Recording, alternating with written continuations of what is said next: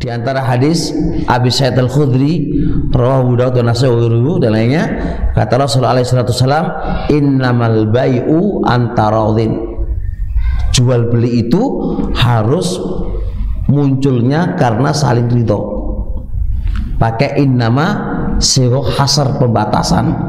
Berarti jual beli kalau nggak saling ridho bukan namanya jual beli. Makanya jual beli itu harus saling ridho. Kalau tidak ridho bukan namanya jual beli. Bisa dipahami ini kan? Taib. Adapun dari ijma, Ibnu Qudamah naqal al-ijma, Nawawi dalam kitab Majmu' naqal al-ijma. Taib. Logika sekarang kan. Ini cara logika. Syekh Ibnu Utsaimin membahasakan begini.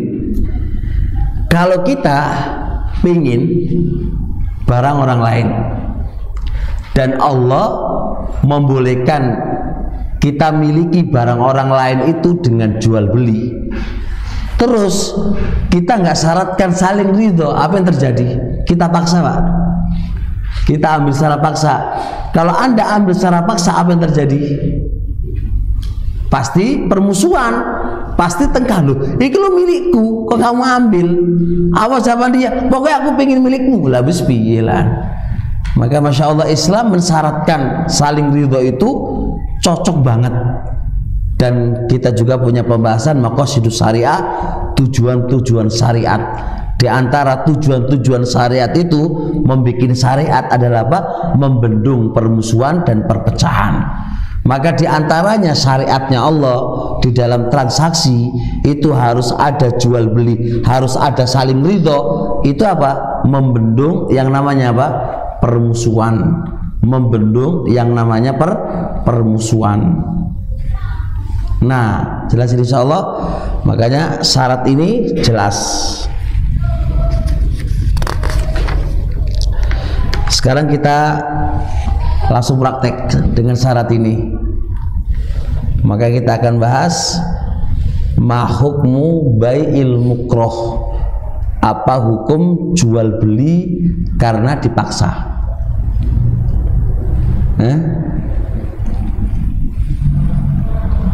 Apa hukum jual beli karena dipaksa?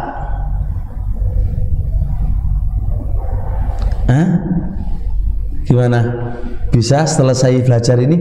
Gimana Pak? Sah atau enggak?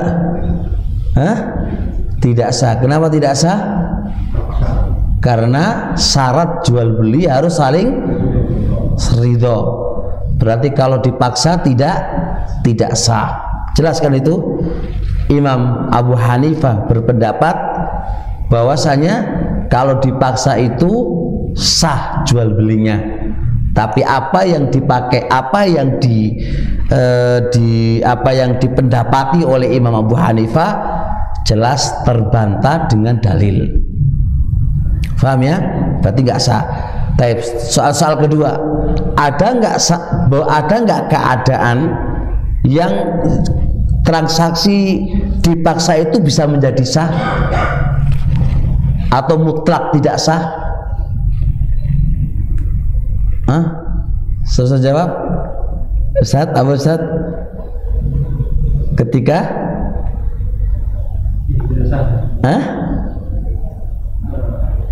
contohnya dari ya kayak apa?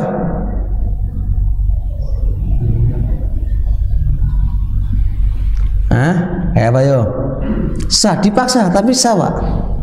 Ada satu keadaan transaksi jual beli itu dipaksa tapi sah. Dan para ulama mengecualikan satu keadaan itu. untuk orang sakit kan? Beli obat untuk orang sakit. Semisal itulah. Ini contoh, saya kasih contoh. Orang dipaksa jual mobilnya, jual tanahnya, jual rumahnya dikarenakan untuk bayar utang. Orang ini nggak mau bayar utang. Iya kan? Paham ini Pak? Orang nggak mau bayar utang, Terus dia lapor kepada Pak Hakim. Pak Hakim, jangan-jangan Anda yang maksa. Kalau Anda yang maksa, itu bukan ranah kita, itu ranahnya siapa? Ranahnya pemimpin. Sebab kalau Anda yang maksa, bukan jadi baik, tapi jadi masalah baru gitu ya. Masalah baru, sudah nggak dibayarin, bisa-bisa kamu dibunuh gitu kan, Pak. Jadi ada ranah orang lain yang itu boleh memaksa. Maka perhatikan di sini, ini harus jeli di sini. Kenapa kok diperbolehkan dan dihukum misa? Dikarenakan memaksa dia untuk dijual itu madharat, Pak. Tapi kalau dia nggak mau bayar hak orang lain, Pak, itu lebih madharat lagi. Maka madharat yang kecil itu boleh ditempuh dalam rangka membendung madharat yang lebih besar. Itu kaidahnya begitu. Karena ini berkaitan dengan hak orang lain. Hak orang lain itu nggak boleh diremehkan. Ini hak orang lain ini. Maka dia harus menjual di dalam rangka apa? Dalam rangka apa? Dalam rangka untuk membayari hutang. Dia harus jual dalam rangka membayari hutang.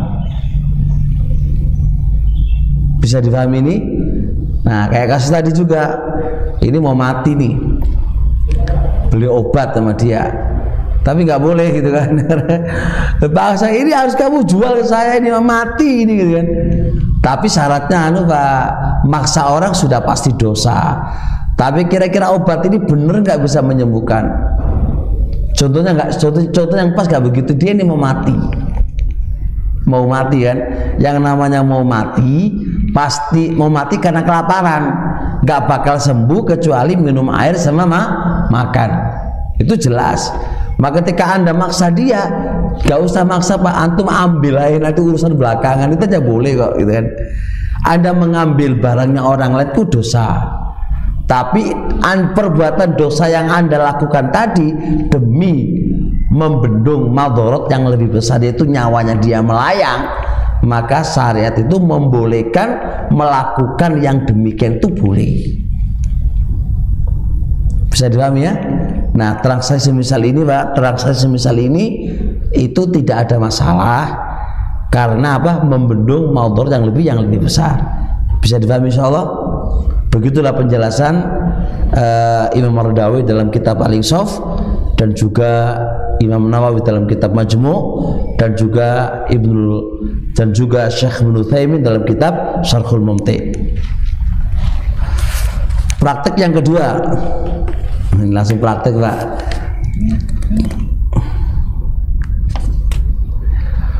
Bagaimana transaksinya orang yang guyonan atau malu, sungkan? Gimana transaksinya orang yang guyonan dan orang yang malu? Pertanyaannya sekarang, apakah malu itu ada ridhonya apa enggak? Wah, gak enak ya. Sungkan itu ada sedikit keterpaksaan ya.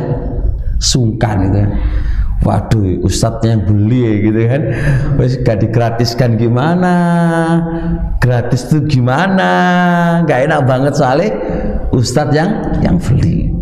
Apalagi mertua beli kan, Pak, sampean jualan madu gitu kan. Leh, aku tuku madu nih, leh, gitu kan. Aku beli madunya, leh, gitu kan. Wah, si menantu juga repot kabeh ini. Ini kalau nggak kita jual ya, kalau dikasihkan ya gimana? Ini mertua yang beli gitu kan. Tapi kalau tidak, masuk sawangane. Saat sawangane, Pak, apa sawangane itu? Nggak enak banget lah, masa mertua kok diambil duitnya. Wes nggak enak banget, Pak. Itu namanya mustahil. Nah, ini gimana transaksi kayak gini ini? Kalau hasil guyonan, jadi transaksi yang munculnya karena guyonan, dia nawari guyonan pasti, Pak. Gimana? Mau gak kamu beli burung saya? Gitu. Harganya 500.000 badal kulaane 1 juta. Ini pasti guyonan, Pak. Penjual itu nawari Anda itu guyonan gitu kan. Tapi dari pihak apa? Pembeli itu serius gitu. Lu enggak, pokoknya tadi itu aku megangnya omongan kamu. Kamu tadi apa? Jual berapa? 500. Sana megangnya omongan kamu. Tukaran Pak gara-gara megangan. Padahal dia tadi hanya guyonan lah. Transaksi yang semisal ini gimana? Boleh ataukah tidak? Bukan boleh, sah apa tidak itu kan? Sedangkan kita punya kaidah apa? Transaksi jual beli harus saling ridho. Ini transaksi kaidah ini yang harus kita pegangi. Yang namanya transaksi jual beli harus saling ridho. Sedangkan kasus ini tidak semisal itu.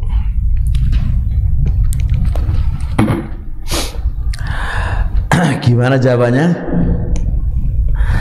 Al-Imamul Mardawi rahimahullahu ta'ala dalam kitab Al-Insaf nyebutin masalah ini ada dua pendapat. Pendapat yang pertama sah,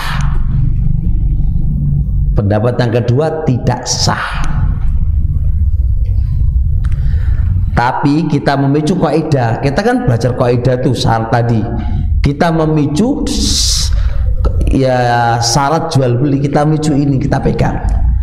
Dari dua pendapat ini mana yang paling kuat? Batal Pak, batal. Enggak bisa. Karena guyonan itu enggak ada ridho Pak. Guyonan kok. Sedangkan syarat jual beli harus ridho. Ini penting ini, ridho, pokoknya harus ridho. Makanya ini kan kalau kita paham syarat ini kan enak. Oleh karenanya Syekh Ibnu Utsaimin rahimahullah ta'ala di Syarhul Mumti' belum mengatakan begini, lau alimtah, andai kata engkau itu ngerti, anna hadzal bai'a, bahwasanya penjual ini jual ke ente karena hayaan, malu. Ente tahu itu karena malu. Karena malu Pak. Maka kata beliau, fa innahu la yajuzu laka an tastariya minhu madum tata'lamu annahu laulal haya'u wal khajaru lam yabi alaika. Maka bagi ente yang tahu demikian itu enggak boleh Anda beli. Enggak boleh Anda beli. Kenapa enggak boleh dibeli? Karena Anda tahu kalau tadi jualnya karena malu. Syaratnya kalau Anda tahu Pak. Kalau Anda nggak tahu gimana? Kalau Anda nggak tahu gimana? Ya urusan dia lah. Anda nggak tahu kok. Urusan dia lah. Salah sendiri kamu kok malu gitu Pak ya. Ini syaratnya kalau Anda itu ngerti. Maka dari pihak penjual yang dia karena malu, maka dia yang batal. Tapi dari pihak pembeli karena nggak tahu, itu sah. Makanya dalam transaksi dalam fikih itu ada terkadang batal dari satu sisi dan tidak batal dari sisi yang lain. Bagi yang tahu batal.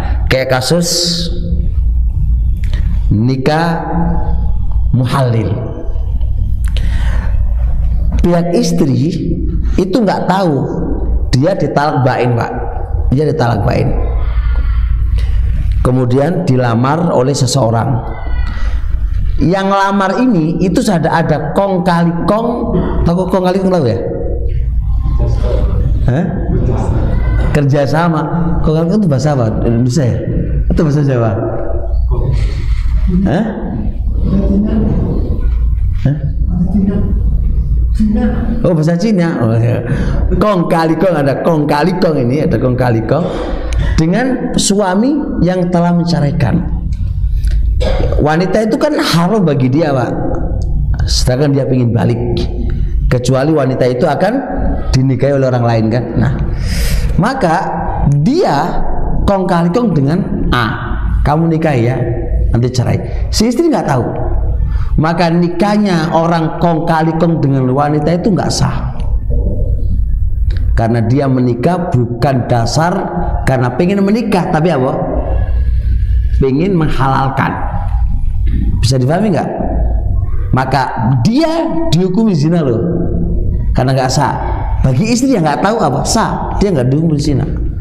Maka dari satu sisi dia dihukumi zina, di sisi yang lain nggak dihukumi zina. Kayak kasus ini dari pihak penjual yang dia itu karena malu, tapi dia tetap tetap dia jual Pak, maka bagi dia batal. Tapi bagi apa? Bagi pembeli yang tidak tahu itu sah. Makanya kalau Anda tidak ridho walaupun yang beli itu mertua atau ustadz, nggak usah dibeli, nggak usah dijual Pak. Daripada ngono, daripada nggak ustadz gak jadi kujual ke ustadz main, nah gitu aja, daripada apa? Daripada nggak sah, ya, daripada nggak sah, begitu loh. Ya paling enak ya biar lebih asik ya, ya nggak ya balik modal apa gitu ya, balik modal aja Pak gitu kan. Juga enak semuanya lah, kayak enak semuanya, balik modal aja Pak gitu kan, balik modal aja lah, nggak enak semuanya, enak. Tapi nggak enak apapun karena ini sudah syaratnya jual beli saling ridho, ya Anda mau harus paksakan supaya ridho. Kalau Anda itu pengen transaksi, kalau enggak ya harus dikasihin, kalau enggak ya nggak jadi aja wis gitu. Khair insyaallah.